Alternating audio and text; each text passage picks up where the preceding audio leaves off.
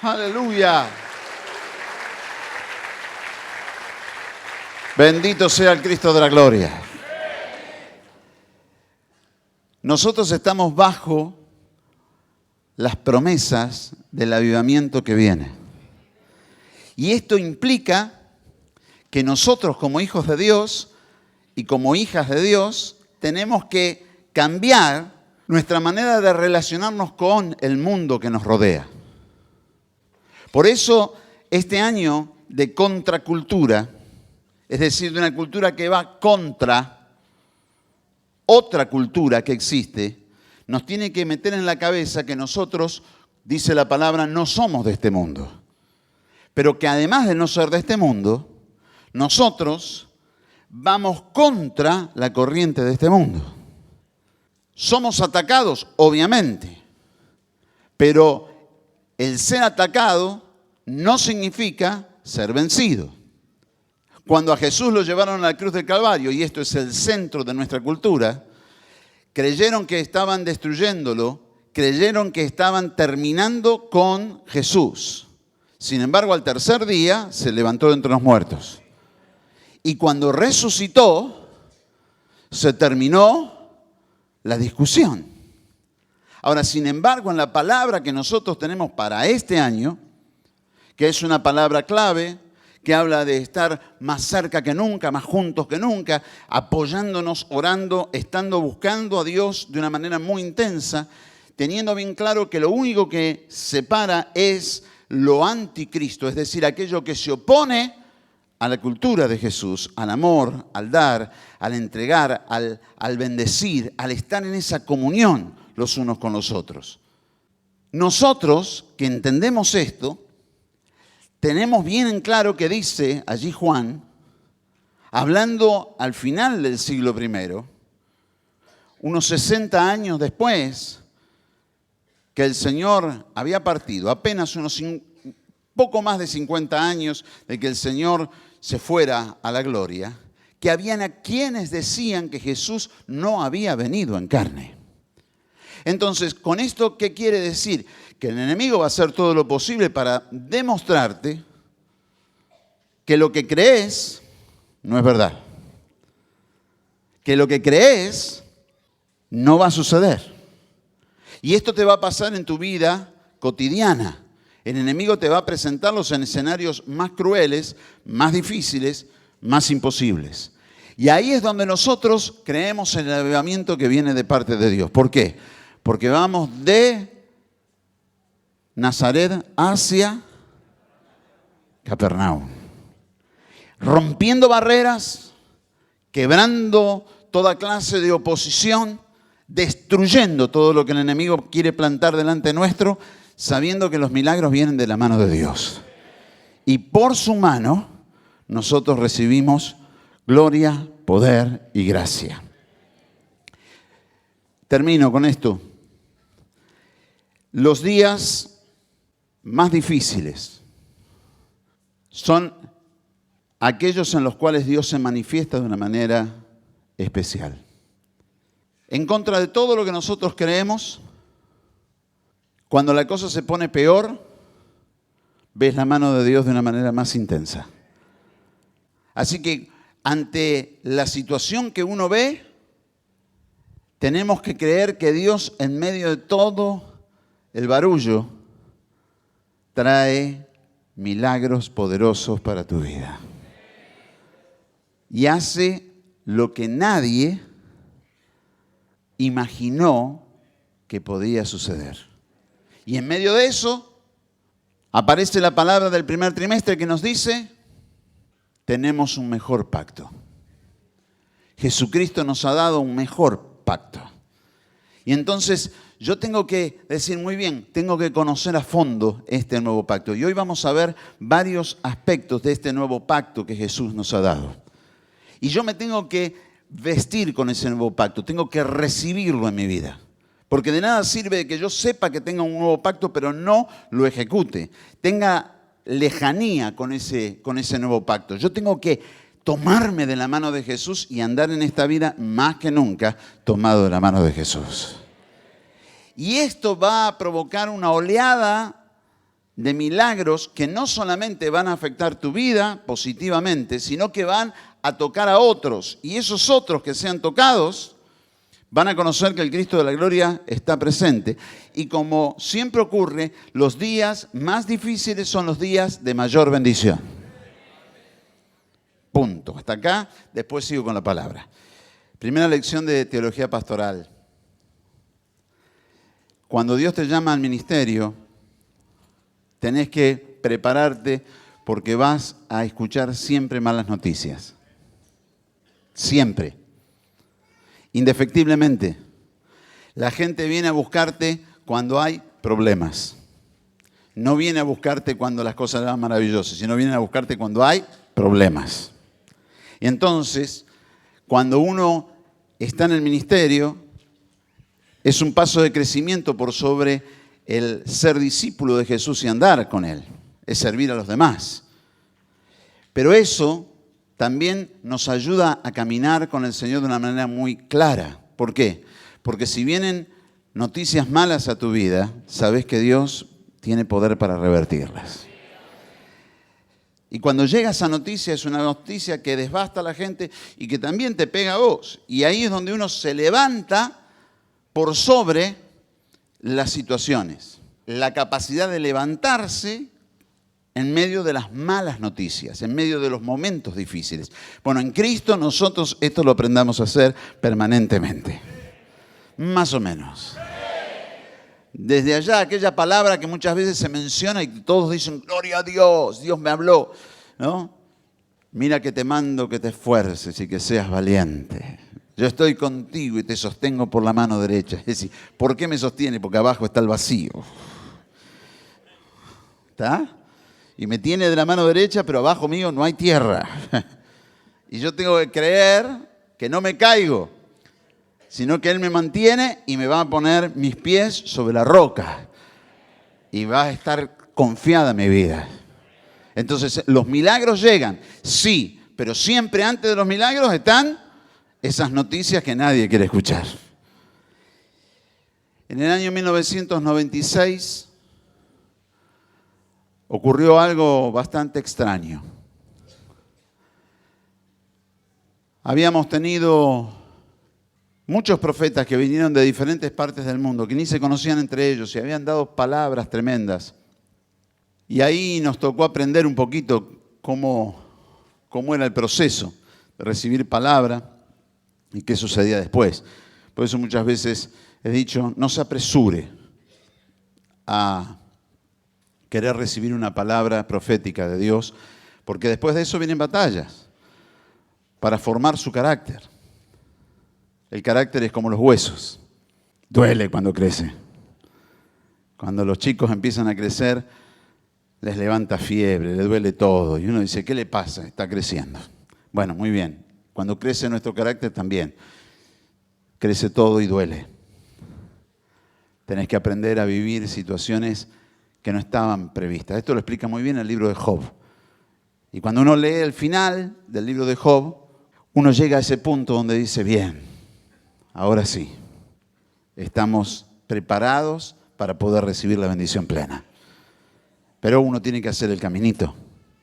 Aquí en el año 96, después de que en el año 95 habíamos recibido muchas palabras, era un verano así como este. Y estábamos, me acuerdo, en un salón del Sheraton Hotel, en medio de un culto. Y yo no veía nada de lo que había sido profetizado. Trabajaba como animal y no veía ningún resultado.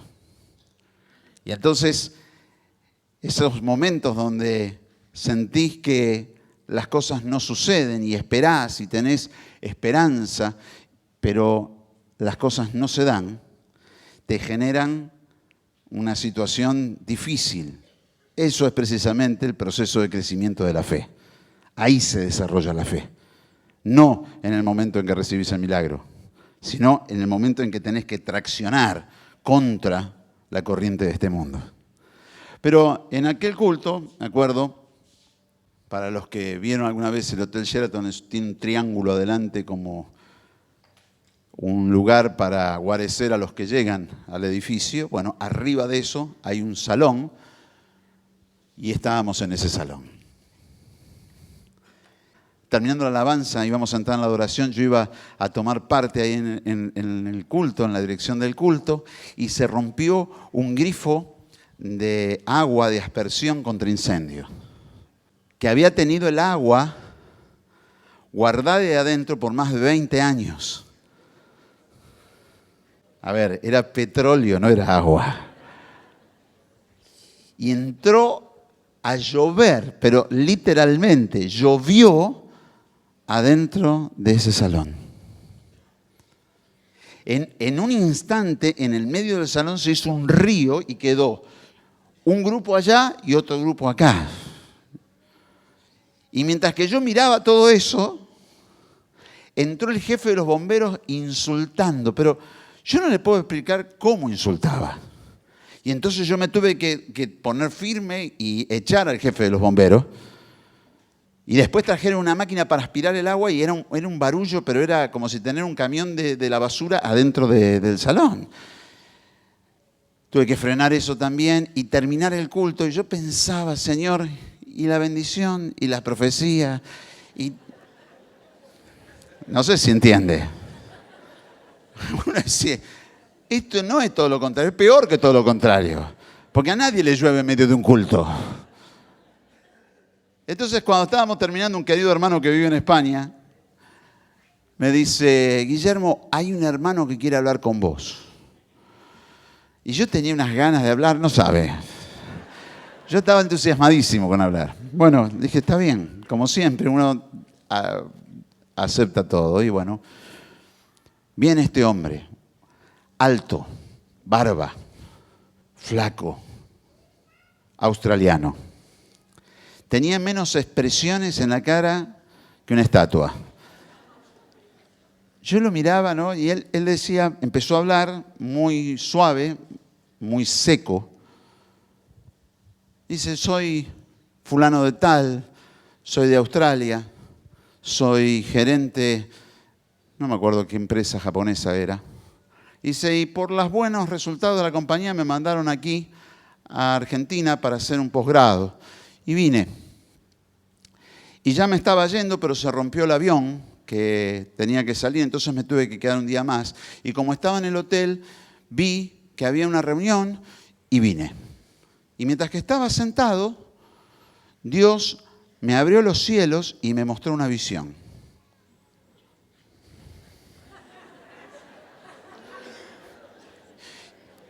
En semejante pandemonium le mostró una visión.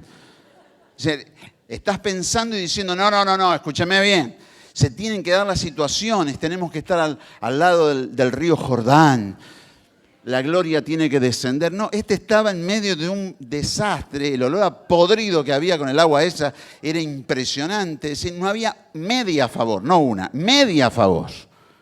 Y me relata las profecías que los otros habían traído, pero condensadas en una sola. Es decir, este que no sabía nada, un gerente de una empresa japonesa en Australia, viene y me relata todo, pero no como nosotros los latinos que decimos, Dios va a ser, y Dios. No, él decía, Dios te va a dar esto, Dios te va a dar lo otro. Era un cajero de banco. Y era como que Dios me estaba diciendo, ¿te das cuenta que yo hago todo lo contrario a lo que vos pensás? En medio de un lío terrible. Bueno, entre las palabras que me dio, me habló acerca de un cambio de tiempos y de la facilidad con que se iban a dar ciertas cosas. Y eso sucedió. En este verano, esa profecía me empezó a taladrar la cabeza y me la fui a buscar de nuevo. Y yo dije, Señor, confirmame si esto que este hermano decía va a volver a suceder, y viene con todo. Y entonces empecé a recibir mensajes de hermanos que me decían, Guillermo, porque todo estaba basado en un texto bíblico, de Primera de Crónicas, la vida de Jabes. Jabes, que se llamaba así porque fue engendrado en dolor. ¿Ah? Y él clamó y dijo a Dios, Señor, si me dieres bendición y extendieras mi territorio, si tu mano estuviera conmigo y me libraras del mal para que no me dañe.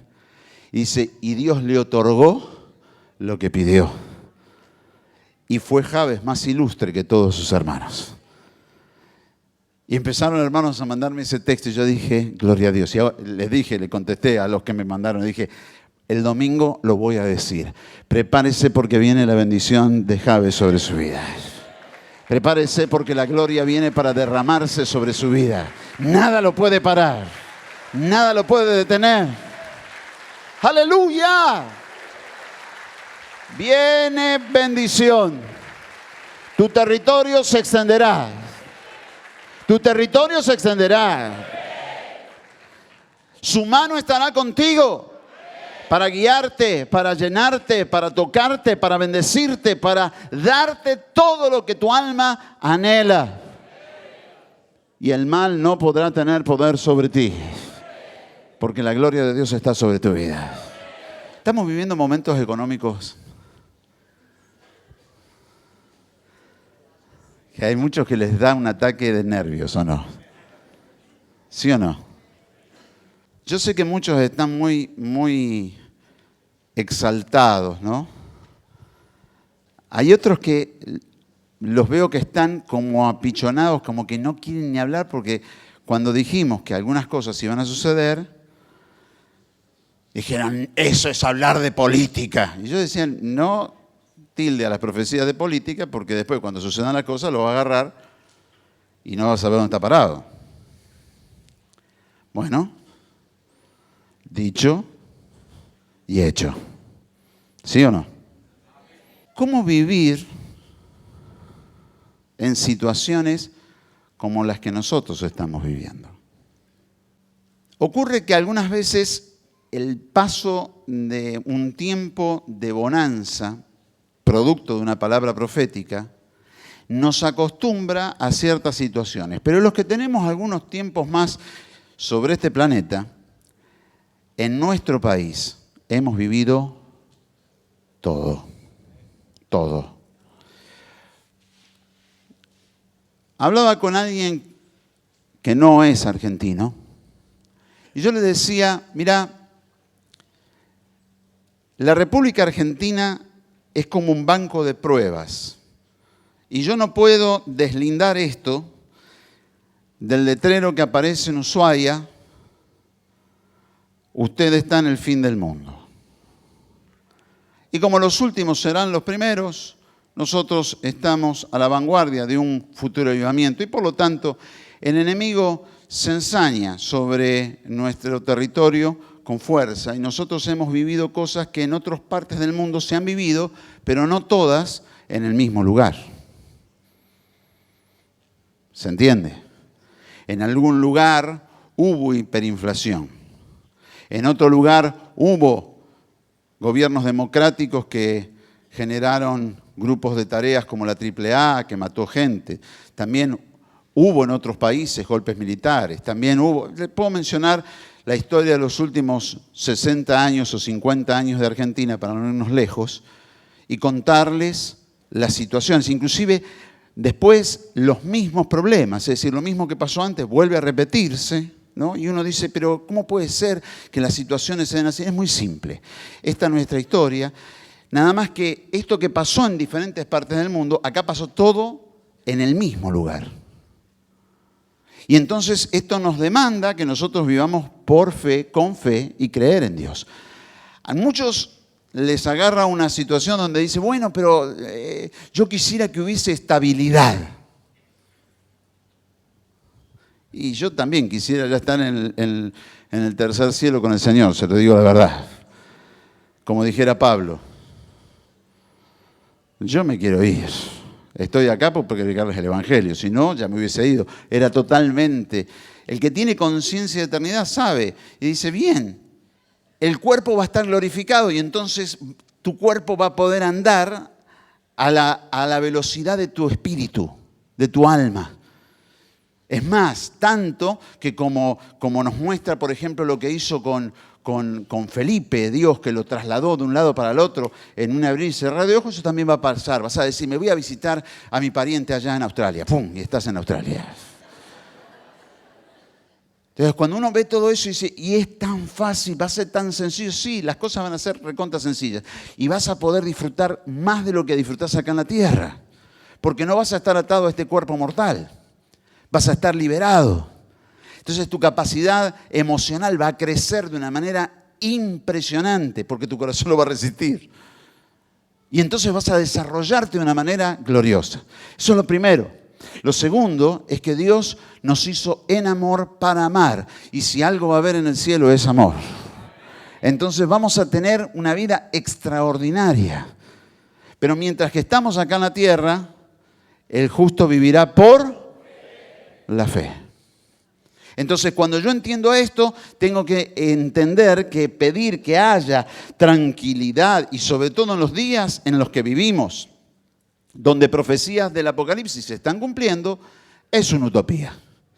Es creer que voy a alcanzar algo que nunca voy a alcanzar. Y entonces, ¿qué tengo que hacer? Me tengo que preparar para vivir en medio de esta situación. Por eso la armadura de la fe, por eso les ministro permanentemente ese ejercicio espiritual de orar, la armadura de la fe, de decir, me pongo, me ciño con la justicia, ¿no? Me ciño con la verdad, me pongo la coraza de justicia, me pongo el yelmo de la salvación, agarro el escudo de la fe y tomo la palabra, la espada de la verdad en mis manos y voy con todo bien preparadito. ¿Para qué? Para que la verdad sea la que me ciña. Es decir, ¿la verdad cuál? La verdad de Dios, lo que Dios me ha dicho, que va a suceder y va a suceder. Y aunque los montes se desarraiguen y se muevan, nosotros vamos a estar parados y nadie nos va a poder mover. Amén. Aunque pasen los cielos y la tierra, dice, de su palabra no pasará una tilde. Dios cumple su palabra.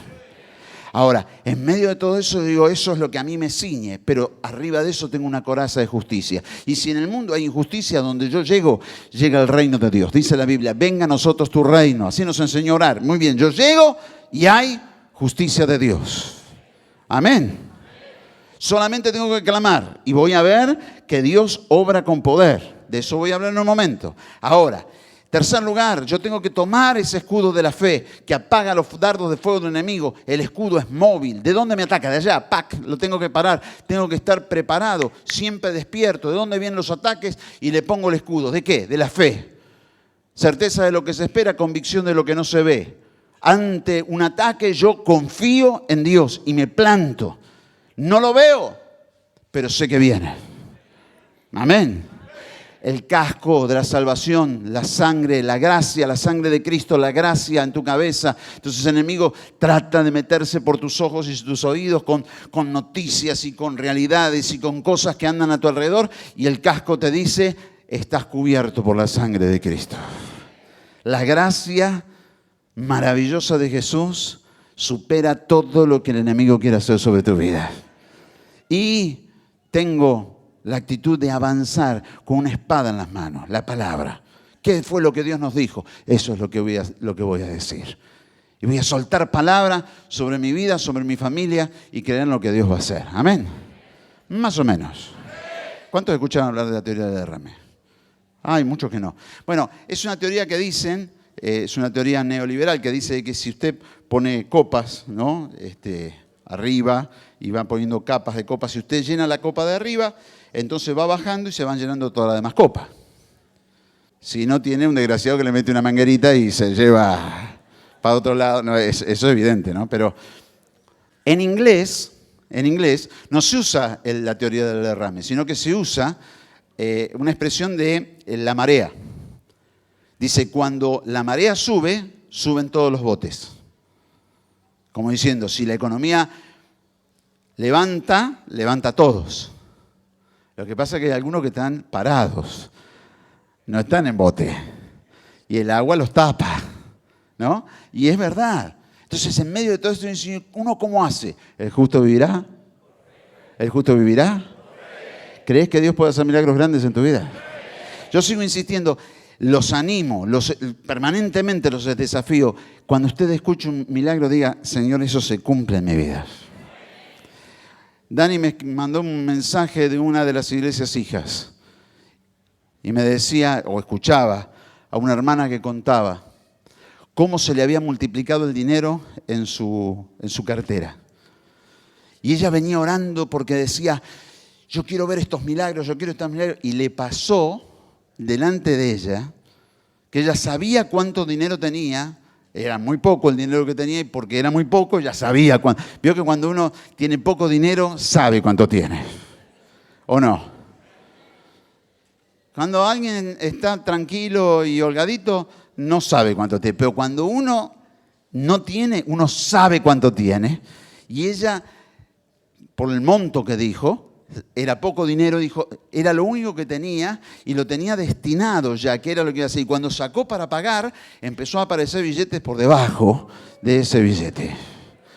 Y ella, emocionada, decía, ya he tenido el primer testimonio. Recíbalo. Empieza a creer, en tu vida va a pasar. En tu vida va a pasar. En tu vida va a pasar. Aleluya. Me acordaba un testimonio del año pasado que un hermano decía, a mí no se me multiplicó ni tampoco las facturas me vinieron bajas, al contrario, me aplicaron todos los aumentos y todo, pero me subió el trabajo inesperadamente. En mi rubro nadie tiene trabajo y a mí se me triplicó el trabajo y puedo pagar tranquilamente y tengo más ganancia que antes. Entonces, no siempre, algunas veces nosotros creemos que el milagro tiene que venir por un lado y lo estás esperando por allá y llega por allá. Y entonces tenés que recibir el milagro que Dios te va a dar y no lo que vos querés recibir. Entonces tenemos que estar predispuestos para ver qué es lo que Dios va a hacer. ¿Qué es lo que Dios va a hacer? Aleluya. Tiempos excitantes. Tiempos para ver milagros grandes. Abra su Biblia en Lucas capítulo 2. Lucas 2. Y aunque le voy a mencionar una serie de textos bíblicos, este texto y otro quiero que los lea junto conmigo. Hablamos del nuevo pacto. Algunos que dicen, no, los diezmos son del Antiguo Testamento. Sí. Pero el Antiguo Testamento tiene dos partes muy importantes para entender. Previo a la ley y después de la ley. El periodo previo a la ley es un periodo muy similar al de la gracia, que viene después de la cruz de Cristo, lo que nosotros llamamos Nuevo Testamento. Por eso Juan el Bautista fue el último de los profetas del Antiguo Testamento. Y Jesús dijo, los que vienen de aquí para adelante serán mayores que Él. ¿Por qué? Porque tenemos la asistencia del Espíritu Santo sobre nuestras vidas. Amén.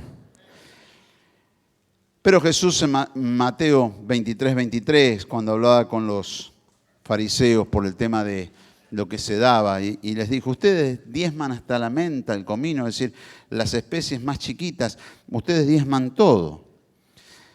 Esto era necesario hacer sin dejar de hacer aquello. Y con eso Jesús dejó bien en claro qué era lo que tenía que hacer. ¿Por qué se lo digo? Porque algunas veces me da gracia como algunas personas atacan sin darse cuenta de quién es el que está atacando. Cuando recién yo hablaba de dar las limosnas, y no me refiero solamente a la Iglesia Católica, que es la predominante en Argentina en esa enseñanza. En países de órbitas protestantes se dan situaciones muy similares, donde las iglesias protestantes son sostenidas por el Estado. Y al Estado sostener las iglesias, los hermanos dan limosna también. ¿Se entiende? Y nosotros somos directamente enemigos de eso. Nosotros creemos que nosotros somos los llamados a sostener nuestra iglesia y no el Estado. No queremos privilegio para nadie. Cuando digo para nadie, nos incluimos en él. Y entonces cuando esto se da, uno empieza a ver una dinámica diferente. Algunas veces cuando veo que el enemigo se ensaña con el tema de los diezmos, digo, ¿te duele? Claro, porque si nosotros dijéramos, bueno, no, esto no es así, y no diéramos, y usted ve que nosotros hacemos muy poco énfasis en esto, pero creo que es momento como para reflexionarlo. Es que el enemigo te debilita, porque es un ejercicio espiritual. El que da, recibe, dice la Biblia. Y eso lo ves en todos los ámbitos de la vida, desde dar amor y cosechar amor a también la parte económica. ¿Por qué el enemigo quiere hacer eso? Porque quiere debilitarnos. Y entonces nos aislamos de Dios. Cuando la iglesia nació allí en Jerusalén, no daban el diezmo, daban todo. Daban todo. Vendían sus propiedades, dice, y daban todo.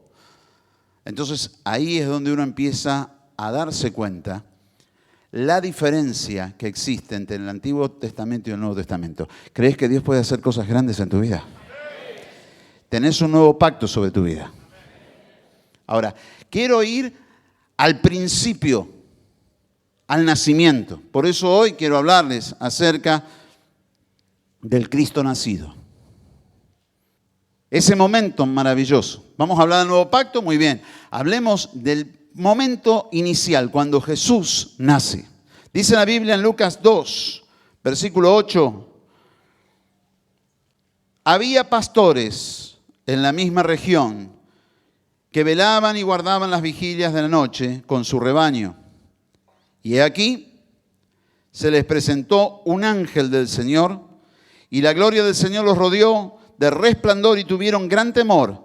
Pero el ángel les dijo, no temáis, porque aquí os doy nuevas de gran gozo, que será para todo el pueblo, que os ha nacido hoy en la ciudad de David un Salvador que es Cristo el Señor.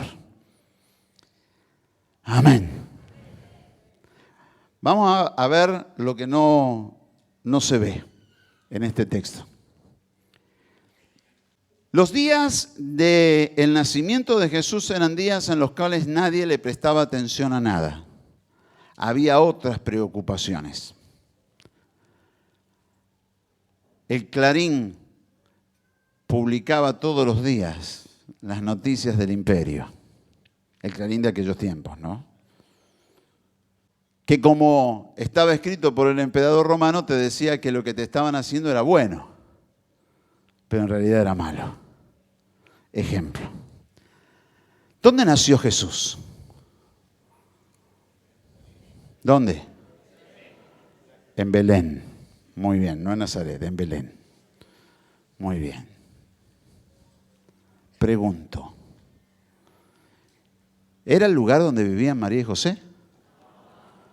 ¿Y por qué no estaba María y José en el lugar, en su tierra, cuando nació Jesús? ¿Por qué? ¿Ve? Ahí tenemos un problema. No fue Herodes el que dio la orden de hacer el censo. Fue el emperador romano. El emperador romano hizo un censo. Se encargó de hacer un censo. Y cuando mandó a hacer ese censo, la idea de Augusto César era saber qué tenían en el imperio. Entonces, ya se había hecho otro censo en forma previa, lo mismo lo dice allí en el comienzo del capítulo 2 de Lucas, y se sabían cuáles eran los datos anteriores a este censo. Pero el emperador quería saber cuánta gente tenían, cómo habían crecido demográficamente en los diferentes lugares, si estaban naciendo muchos hombres, porque los hombres tenían dos posibilidades. A ningún hombre se le daba la posibilidad dentro de los países conquistados de tomar las armas, pero sí eran buenas fuerzas de producción. Y los romanos, ustedes saben, hacían acueductos, hacían obras que eran impresionantes, necesitaban mucha mano de obra. Y entonces tenían que saber con qué contaban, cuál eran los cultivos que se daban en cada región, cómo el imperio podía aprovechar los diferentes lugares y lo que se estaba gestando. Y yo sé que muchos pueden llegar a decir, bueno, siempre haciendo lo mismo. Sí, siempre haciendo lo mismo, pero también, si lo quiere ver desde el lado bueno, también era el conocimiento, el saber qué tenían y qué podían hacer con lo que tenían. Claro, esto visto desde el punto de vista de un romano. Pero si yo me planto en los pies o en las sandalias de un pastor israelita, no voy a pretender de que esos poderosos romanos me vengan a bendecir a mí. Al contrario, yo voy a tener que ser el que aporte para ellos y no ellos para mí. Y entonces la gente sabía que cada vez que venía un empadronamiento era porque estaban queriendo saber qué tenían y que iba a haber cambios, porque evitaban cualquier posibilidad de sedición, de revuelta. Ponían a la gente en trabajos, inclusive trasladaban gente de un lado al otro para que no se agruparan demasiado y pudieran generar alguna rebelión contra el imperio. Es decir, que los que estaban allí, esos pastores que ustedes ven que estaban pastando a sus ovejas, no eran personas que estaban con la cabeza vacía. Algunos piensan y dicen, ay, los pastorcitos, las ovejitas, y ven todo que es todo Heidi, ¿no? Está todo ahí, todo muy suave. Ven la praderita y ven arriba las estrellas y dicen, qué bárbaro. El pesebre que armamos en diciembre, junto al árbol de Navidad, y que la gente cree que fue así. Y no era así. Esa gente tenía problemas. Y esa gente tenía problemas serios.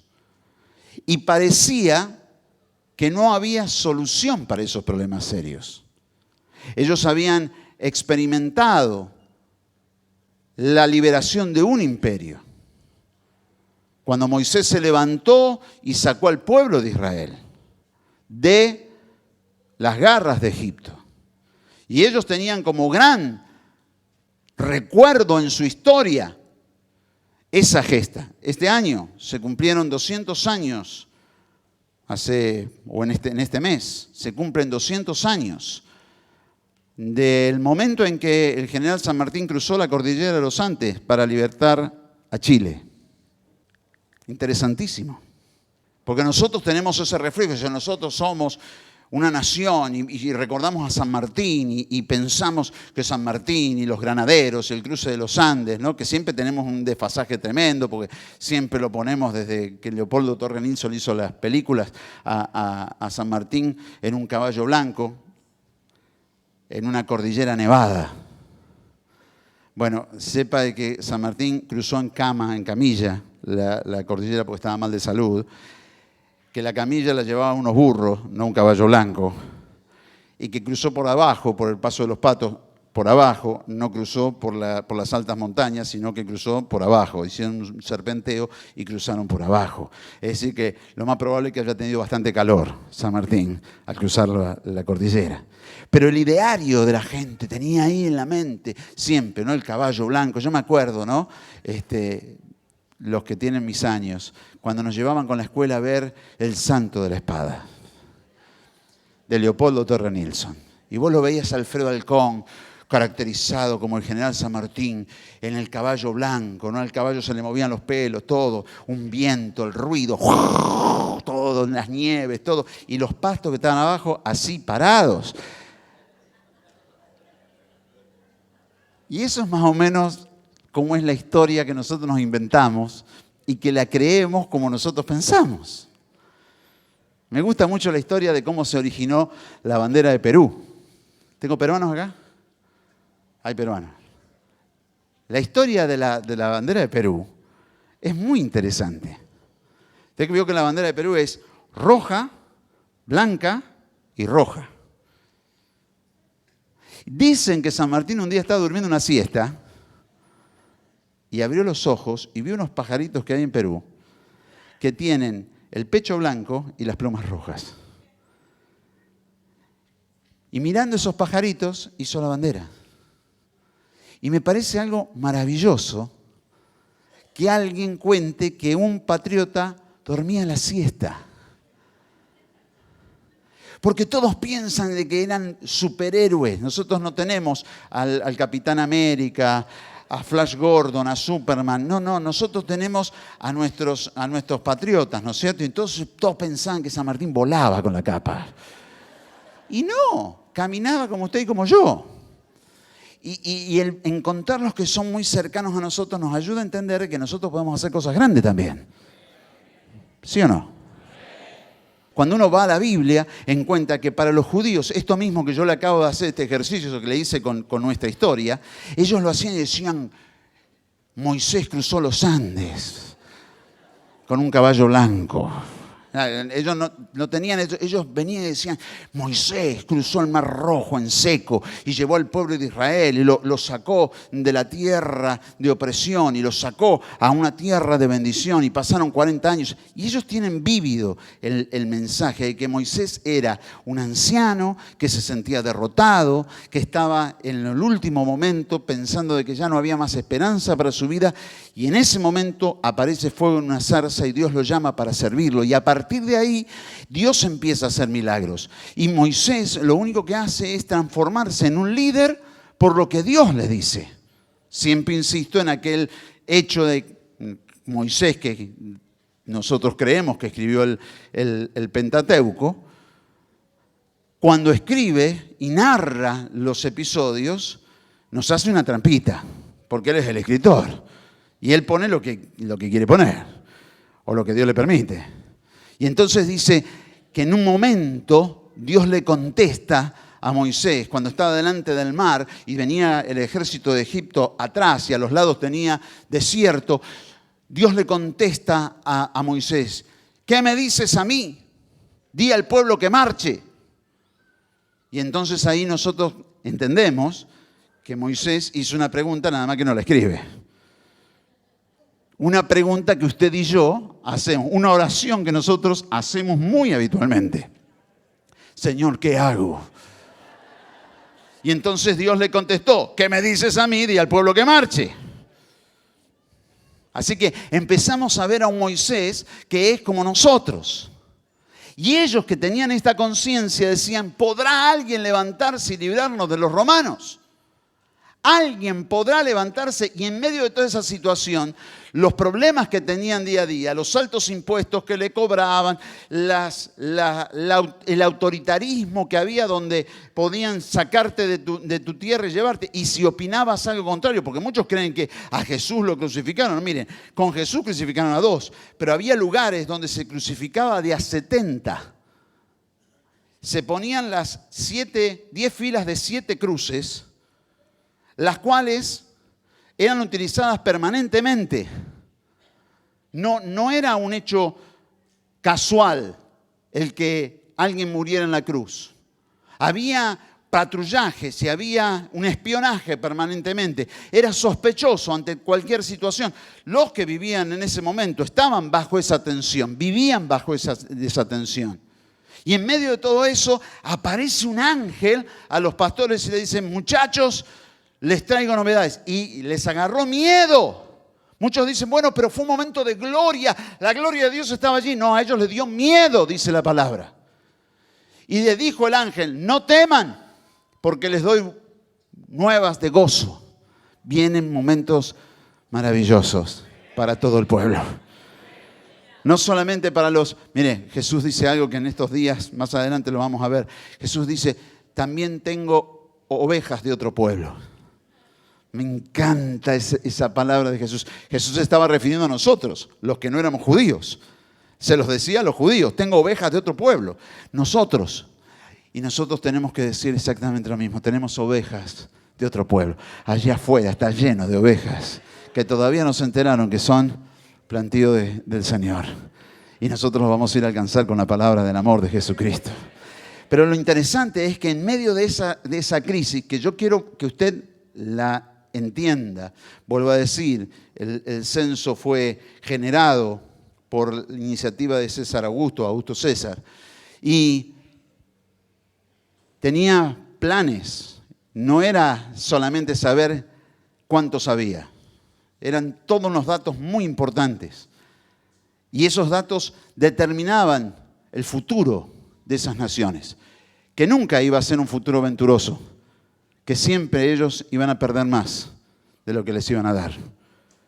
Y esto es algo que sigue la historia, pero en medio de esos momentos donde no había esperanza, donde eran todos esclavos, donde nadie podía pensar que iban a poder salir de ese sistema. Ninguno de esos pastores pensaba que podía llegar a prosperar, a lograr algo en sí mismo, sino que sabían que estaban condenados a esa situación. Aparece un ángel y les dice: muchachos, les traigo buenas nuevas de gran gozo.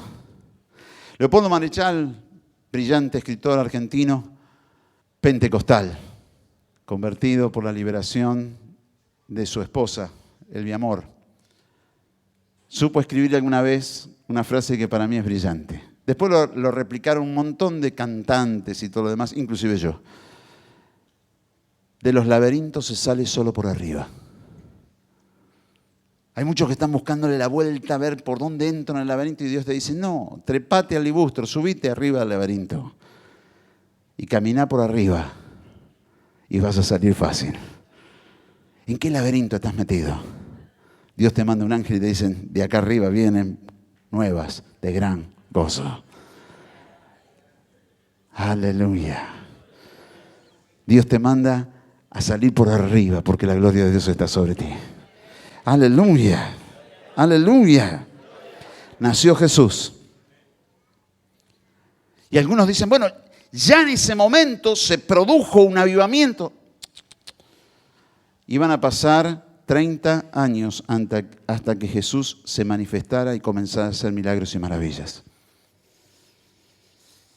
¿Qué estabas haciendo 30 años atrás? Sí, yo todavía no había nacido. Bueno, otro por ahí dice: no, yo estaba... Y no tenía que hacer un ejercicio para saber qué estaba haciendo hace 30 años atrás.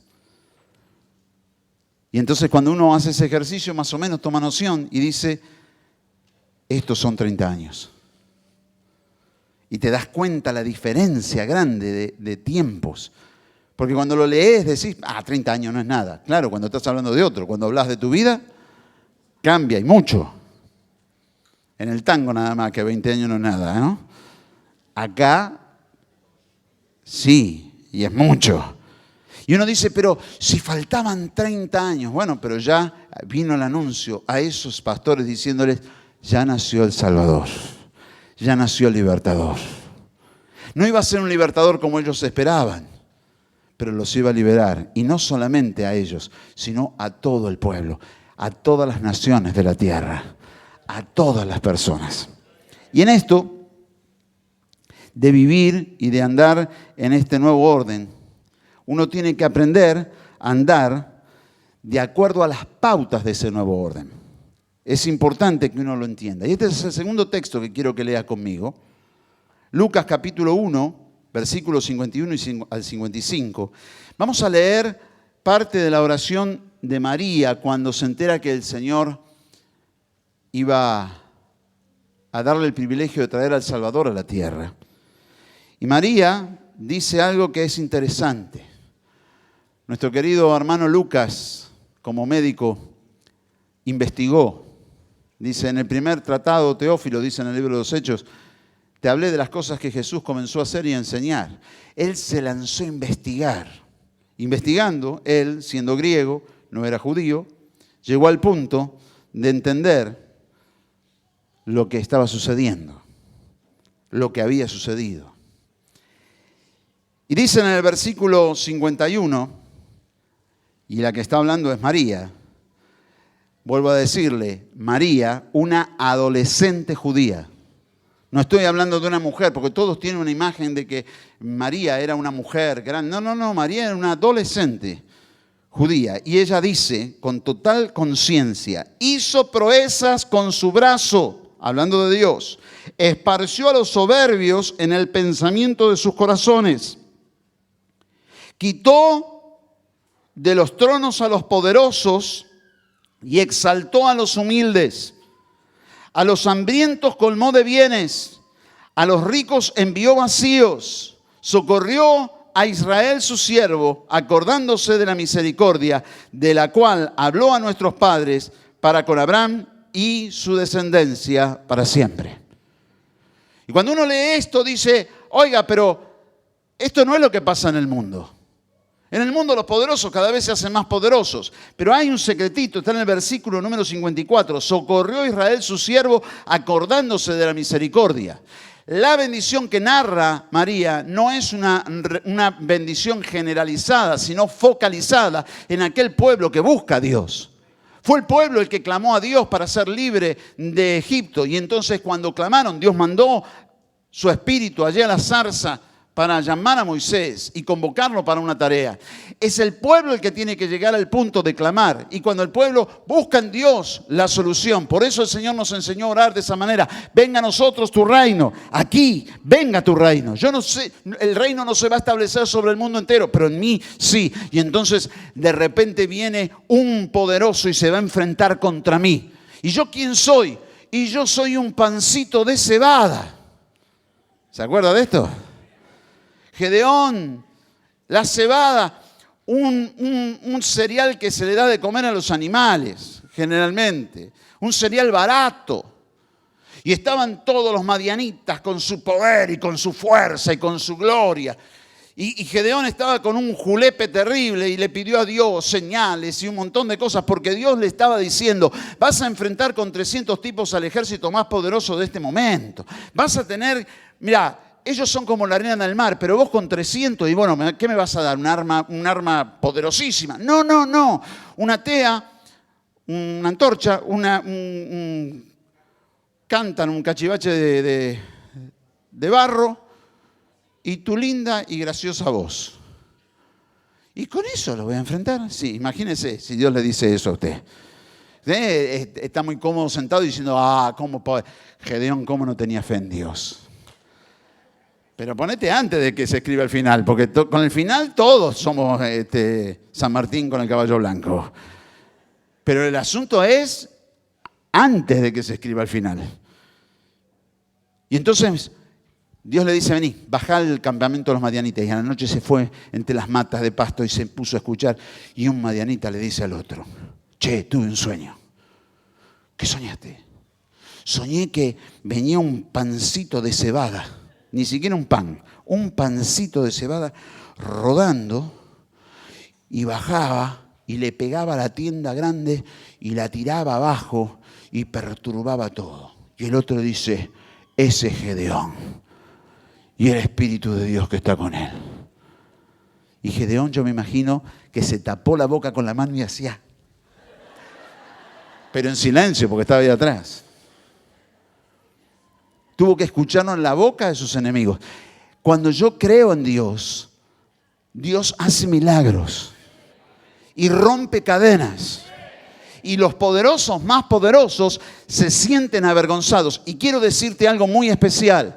Cuando el enemigo se esfuerza para tratar de mostrarte que sos débil, que no servís, que no tenés poder, que no tenés la capacidad, que Él te va a destrozar y te muestra las situaciones más terribles, es porque se está aproximando y tiene que agravar su forma. Porque si no, si vos te quedás firme, dice allí en Santiago capítulo 4, versículo 7, resistid al diablo.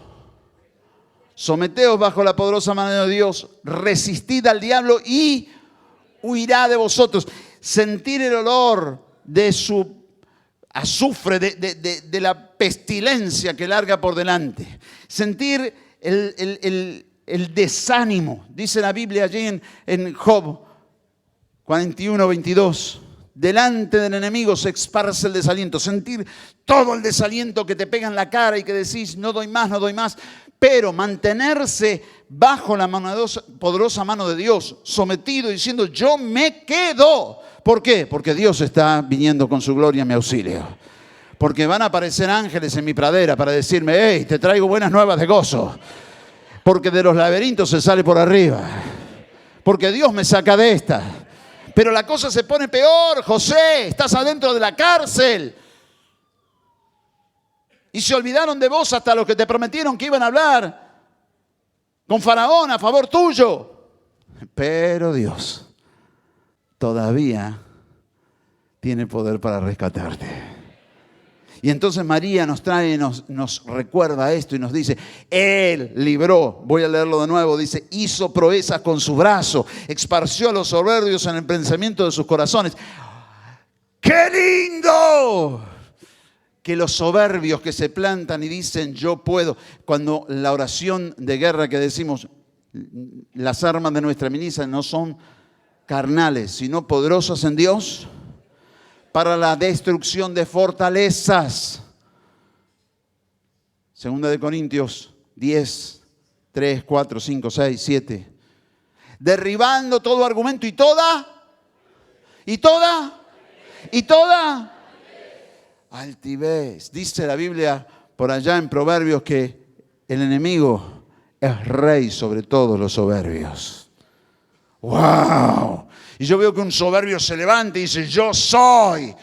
Y yo digo, muy bien. ¿Qué dice la palabra? Bien claro. Dios te va a esparcir en los pensamientos de tu corazón.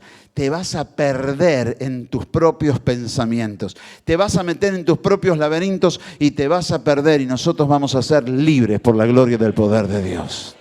¡Aleluya! ¿Sabe quién es el peor enemigo del soberbio? Él mismo. No le tenga miedo a la soberbia. Dios nos da de su amor y de su humildad y vamos a vencer en el nombre de Jesús. Somos simples pancitos de cebada que derrotan todo poder enemigo. Aleluya. Quitó de los tronos a los poderosos. Esto ya lo vimos también aquí en nuestra tierra. Y exaltó a los humildes y a los hambrientos colmó de bienes. Y a los ricos envió vacíos. Yo creo que esto lo vamos a ver. Pero que la iglesia tiene que atreverse a creer que Dios va a sacarle a los poderosos y va a ponerlo en tus manos para que vos bendigas al pueblo.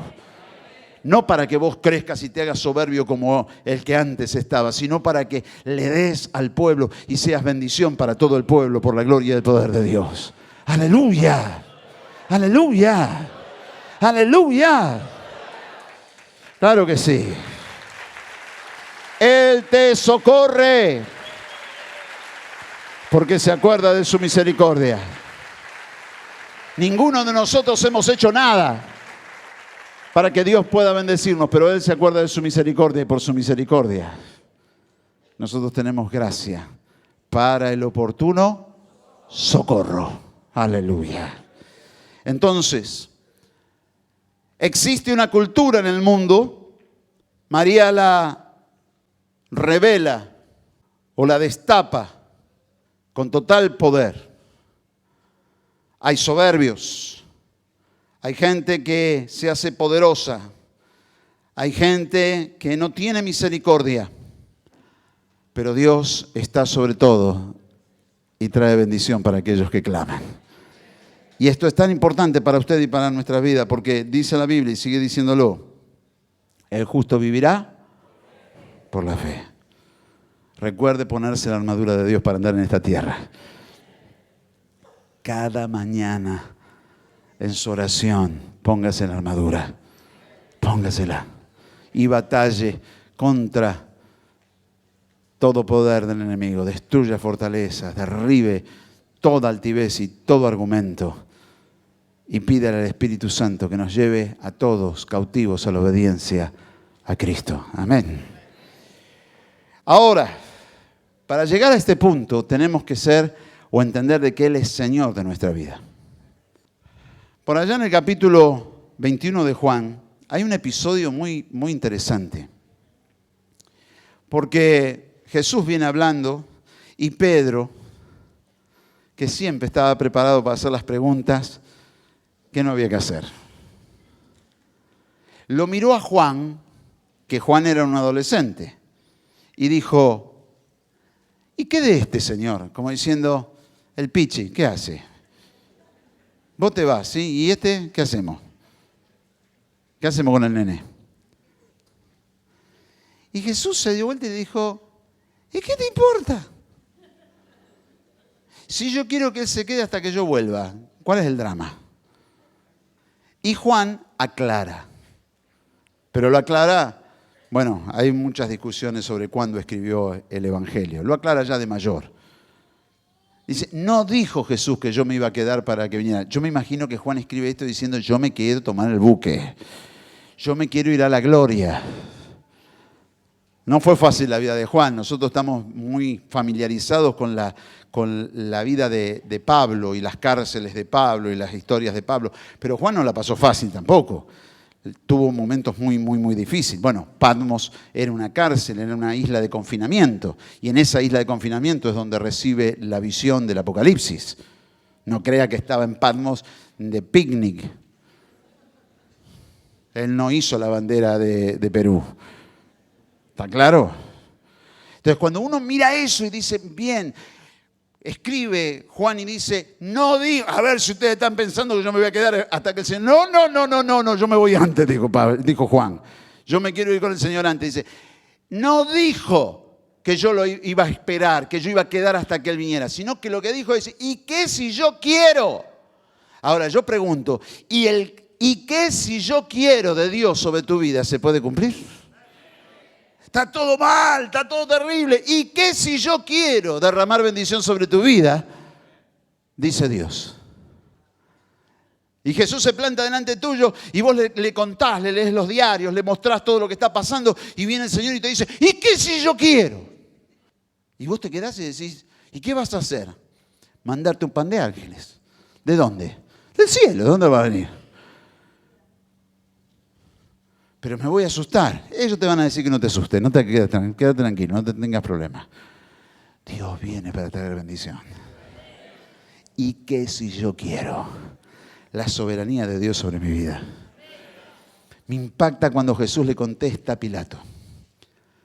Yo siempre digo que no sé por qué, pero tengo una imagen de Pilato que no sé si es la verdadera. ¿No? Yo me lo imagino bastante petulante, asquerosón, ¿no? No sé por qué, pero yo me lo imagino así. Soberbio, ¿no? Y el tipo le dijo a Jesús, ¿no te das cuenta que yo tengo poder para matarte? Y Jesús lo miró y logró con esa frase que Jesús rompiera su silencio. Porque Jesús venía en un silencio absoluto, estaba en una batalla espiritual. Estaba peleando no contra Pilato, estaba peleando contra el diablo y todas sus huestes. Lo dice Pablo en Colosenses, que él exhibió públicamente a todos los principados y potestades triunfando sobre ellos en la cruz. Y Jesús se dio media vuelta, lo miró a Pilato, yo me imagino los ojos de Jesús. Lo debe haber traspasado. Dijo, ningún poder tendrías sobre mi vida si no te fuere dado de arriba. Y entonces cuando el enemigo viene con amenazas sobre tu vida, lo que tenés que saber es que ningún poder tiene sobre tu vida si no le es dado de arriba. Cuando uno lee el libro de Job dice, pero fue Dios el que le dijo, ¿no has considerado a mi siervo Job? Sí, fue Dios, pero le dijo, no toques su vida.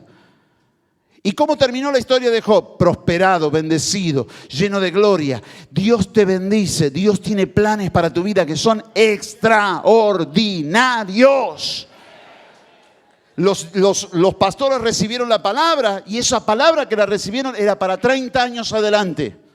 Pero ya estaba la palabra flotando en el aire y las promesas que Dios te ha hecho se van a cumplir. Todas. Ninguna va a quedar en el tintero. Todas se van a cumplir. Porque la gloria de Dios está sobre tu vida. Aleluya. Aleluya. Hay un coro de hace tiempo que decía, soberano, soberano, cielo y tierra están en tus manos. Y cuando uno dice, qué bárbaro, yo estoy bajo la soberanía de Dios, Dios a mí me va a bendecir. Pero no leíste, ¿y qué si Dios? ¿Y qué si yo quiero? Dice Dios. En medio de este desastre, derramar bendición sobre tu vida. Aleluya. Lo puedo pasear por toda la Biblia mostrándole el ¿y qué si yo? Todos lados, lo rodearon a Eliseo, ejércitos enemigos. Y Dios le dijo, los ejércitos de Dios son más. Se los mostró a su siervo. Y el otro, ¡oh, qué bárbaro! Y en medio de todo eso Eliseo dijo, ciegos, todos ciegos. ¿Y qué si yo? ¿A quién buscan? A Eliseo, come on. Follow me, que no los voy a defraudar. y se lo llevó. ¡Qué tremendo! Pero se lo puedo mostrar en toda la palabra. Recorrer por todos lados. Pedro, lo agarraron, lo metieron preso en el calabozo de más adentro, lo tenían ahí guardado y los hermanos oraban, Padre, Padre, Padre, libera a Pedro. Viene un ángel, se mete hasta allá atrás. Lo agarra a Pedro y van pasando las guardias y nadie lo ve a Pedro. Y cuando está afuera, se van los ángeles. Y Pedro va donde estaban reunidos los hermanos y golpea. Y viene una muchacha y dice, dale que soy Pedro, abrime. Y la piba dijo, no puede ser. Y se fue para adentro y le comentó a los discípulos y dice que Pedro.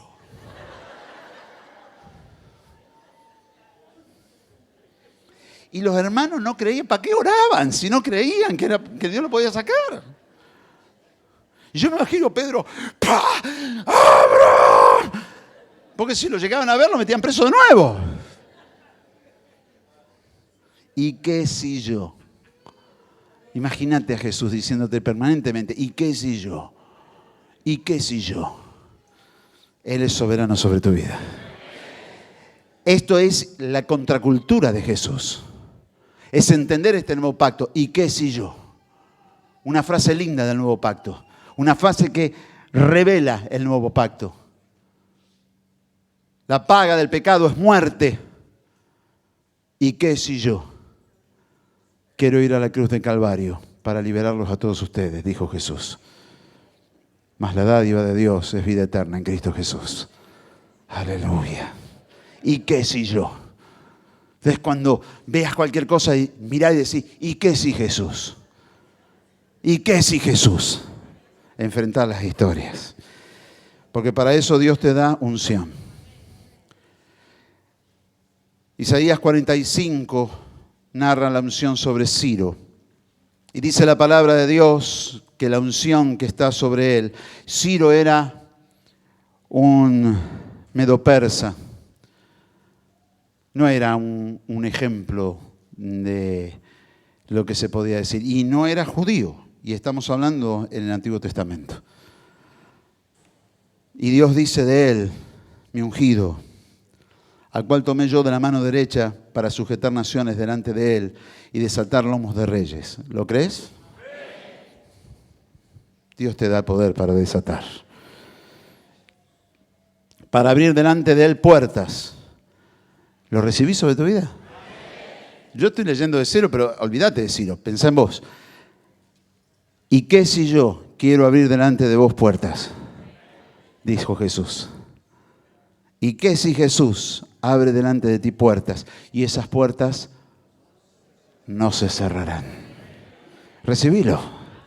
Recibilo. Está sobre tu vida, recibilo.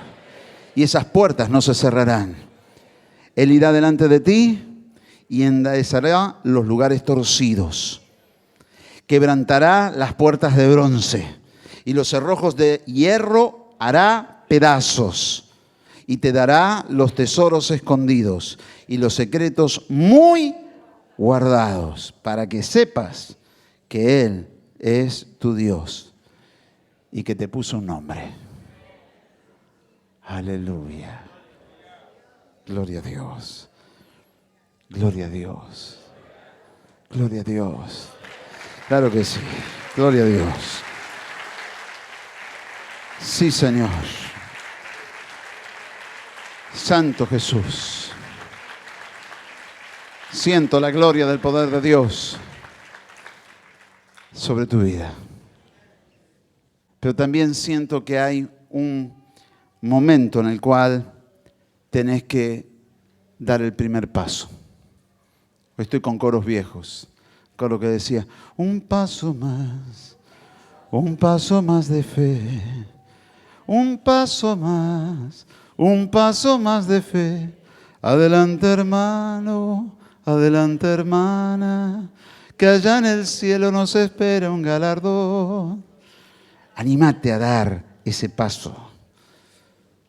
Ese paso. Hay algunos que están atemorizados. Y los ángeles vienen a decirte, no temas, tengo buenas de gran gozo. Recibilo. Recibilo. En Juan capítulo 2, Juan nos relata la historia de las bodas de Caná de Galilea. Y esa imagen de Jesús en medio del pueblo a mí me impacta. El mensaje de los ángeles dijo, las buenas nuevas son para todo el pueblo. Los que estaban allí en las bodas de Caná de Galilea ni sabían que Él era el Salvador. Simplemente era uno más que estaba en las bodas.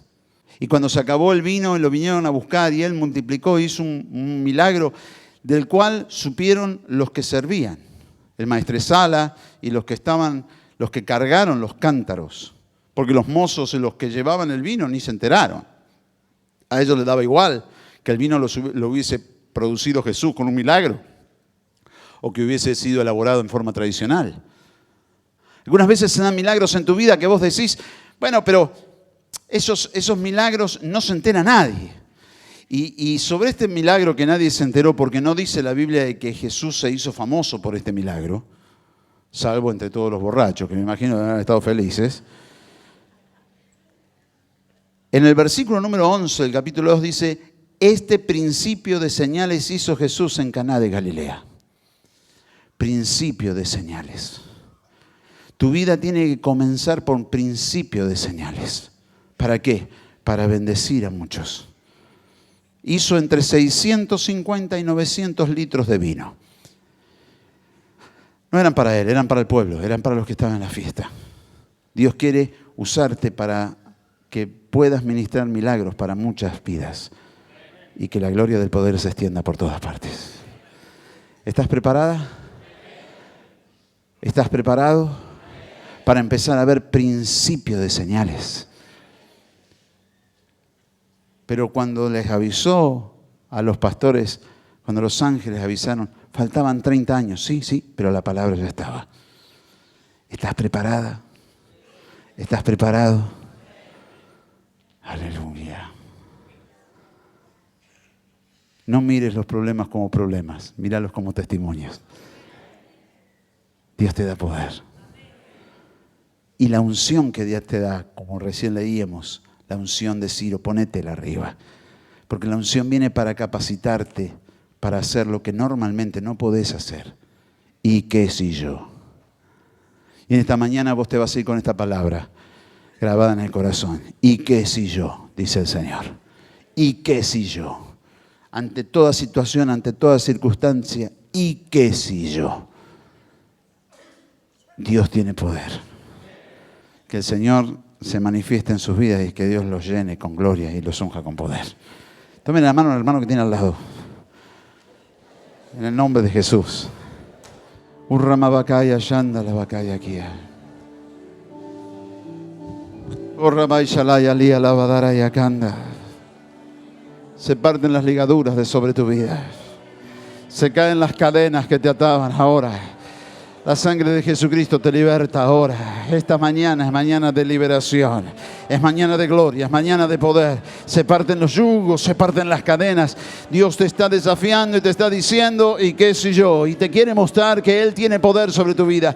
Ahora Jesús desciende y toca nuestras vidas. Bautiza a los que no lo están con el Espíritu Santo y renueva a los que ya han sido bautizados. Señor, que venga ahora la gloria de tu Espíritu sobre nuestras vidas. Queremos recibir de tu poder. Renueva las lenguas, renueva el poder. Trae tu unción fresca en esta mañana, Señor, que inunde los corazones de tus hijas y de tus hijos, que derrame sobre ellos la gracia, la gloria, la bendición de tu presencia, que tu gracia y tu amor, Señor, nos inunden ahora.